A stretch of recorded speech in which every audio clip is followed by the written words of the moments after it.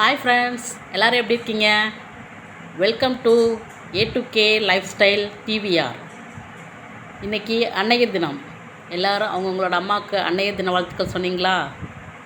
நானும் சொல்லிக்கிறேன். உங்கள் எல்லாரோட மதர்ஸ்க்கும் என்னோடய அன்னையர் தின வாழ்த்துக்கள் என் ஃபேமிலி சார்பாக. இது மே மாதம் ஹாலிடே இல்லையா? எல்லார் வீட்டுக்கும் குட்டி பசங்க வந்திருப்பாங்க இல்லையா லீவுக்கு? அண்ணன் பசங்க தம்பி பசங்க அப்படின்னு சுமார் ரகலை கட்டி அடிச்சிட்ருப்பாங்கல்ல. அவங்களுக்கெல்லாம் டயத்துக்கு ஸ்நாக்ஸ் செஞ்சு கொடுக்குறதே நமக்கு ஒரு பெரிய வேலை இல்லை. ஆனாலும் செஞ்சு கொடுப்போம். ஏன்னா அதுதான் நமக்கு சந்தோஷமே. அப்படி தான் என் பொண்ணு இன்றைக்கி ஏதாவது ஸ்வீட்டாக சாப்பிட்ணும் போல் இருக்குமா, ஏதாவது செஞ்சு தரீங்களான்னு கேட்டால். அப்படி நான் யோசித்த டிஷ் தான் கேரட் கீர். யம்மியாகவும் இருக்கும், அதே சமயம் ஹெல்த்தியாகவும் இருக்கும். ஸோ டுடே டிஷ் கேரட் கீர் எப்படி செய்யலான்னு பார்க்கலாமா?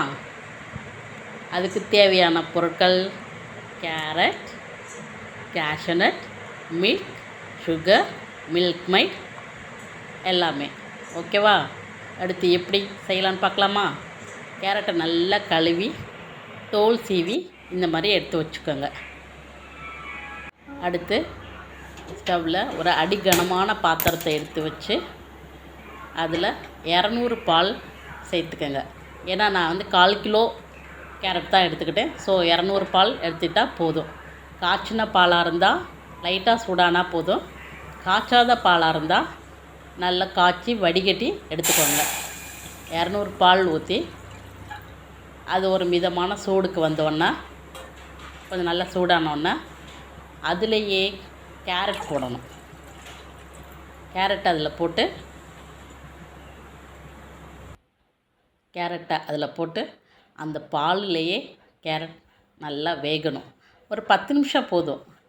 அதுலேயே இந்த கேரட் வெந்துடும். ஏன்னா துருவி வச்சுருக்கோம் இல்லையா, அதனால் அந்த 10 நிமிஷத்துலேயே கேரட் நல்லா வெந்துடும். அப்பப்போ அடிக்கடி கொஞ்சம் அப்படியே கிளறி விட்டுக்கோங்க. அடுத்து இப்போ நல்லா என்னோடய கேரட் வந்து நல்லா வெந்துட்டு, ஸோ சுகர் ஆட் பண்ணுறேன். ஒரு 1½ ஸ்பூன் போதும். ஏன்னா நான் அதில் வந்து மில்க் மெய்டும் ஆட் பண்ண போகிறேன் இல்லையா, அதனால் 1½ ஸ்பூன் சுகர் போதும். அதை லைட்டாக கிளறி விட்டுட்டு கலந்து விட்டுட்டு அடுத்ததாக மில்க் மெய்ட் ஆட் பண்ணிக்கலாம். மில்க் மெய்டை ஆட் பண்ணிட்டு அதையும் நல்லா கலந்து விட்டுக்கலாம். உங்களுக்கு தேவையான அளவுக்கு மில்க் மெய்ட் எடுத்துக்கோங்க. உங்கள் சுகர் உங்களுக்கு எப்படி தேவையோ அந்த அளவுக்கு மில்க் மெய்ட் எடுத்து கலந்து விட்டுக்கோங்க.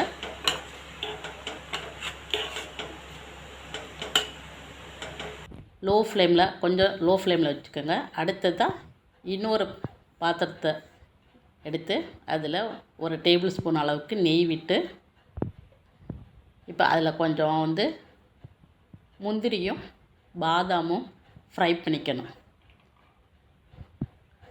முந்திரியும் பாதாமும் நல்லா ஃப்ரை பண்ணிவிட்டு லோ ஃப்ளேமில் வச்சு ஃப்ரை பண்ணிக்கோங்க, இல்லைன்னா கருகிடும். இந்த சமயத்தில் நீங்கள் கேரட்டையுமே லோ ஃப்ளேமில் தான் வச்சுக்கணும். லோ ஃப்ளேமில் வச்சு வறுத்துட்டு அதில் போடணும். இது வந்து குழந்தைங்களுக்கு ரொம்ப பிடிச்ச டிஷ்ஷு. கேரட் இப்போ வந்து சும்மா கொடுத்தா சாப்பிடுவாங்களா? பொரியல் பண்ணி கொடுத்தா சாப்பிடுவாங்களா? மாட்டாங்க. ஸோ இந்த மாதிரி பண்ணி கொடுத்தா நல்லா சாப்பிடுவாங்க. கண்டிப்பாக பிடிக்கும் அவங்களுக்கு. எம்மியாக டேஸ்டியாக இருக்கும், அதே சமயம் ஹெல்த்தியாகவும் இருக்கும் இல்லையா? இப்படி கொடுத்துடலாம் குழந்தைங்களுக்கு. என் பொண்ணுக்கு இது ரொம்ப பிடிக்கும். ஸோ இப்போ வறுத்த முந்திரியெல்லாம் அதில் போட்டாச்சா? அதுக்கப்புறம் லைட்டாக 1 பிஞ்ச் வந்து ஏலக்காய் தூள் போட்டுக்கணும் அதில். அதுதான் கொஞ்சம் அரோமாவாக இருக்கும். நல்ல அரோமா வரும் ஏலக்காய் தூள் போட்டால். சில பேர் இதில் வந்து ஒரு 2 ட்ராப்ஸு ரோஸ் எசன்ஸ் கூட ஆட் பண்ணுவாங்க. ஆனால் நான் பண்ணல. இப்போது கேரட் கீர் ரெடி ஆயிடுச்சு. சூப்பரான கேரட் கீர் ரெடி ஆயிடுச்சு. என் பொண்ணுக்கு கொடுக்க போகிறேன். சாப்பிட்டு பார்த்துட்டு அம்மா டேஸ்ட் சொல்லுவாங்க. ஸோ எம்மியான கேரட் கீர் ரெடி.